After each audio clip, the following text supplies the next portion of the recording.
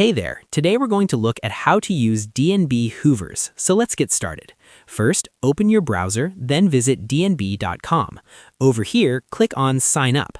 After that, enter your name, email, company, and password. Then click on Submit. Over here, check your inbox and click the verification link. After that, return to the home page, then click on Login. Then enter your account and land on the dashboard. Over here, on the left side, use the menu to navigate. After that, click on Company Search to find specific companies. Then click on Lists to view or manage saved companies.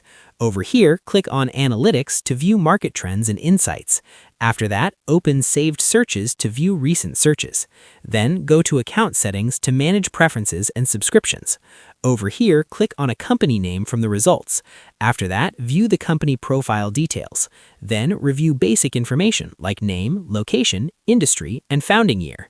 Over here, check financial data like revenue and profit. After that, view key contacts and executives. Then review competitors listed in the same industry. And that wraps it up. Appreciate you watching. See you in the next.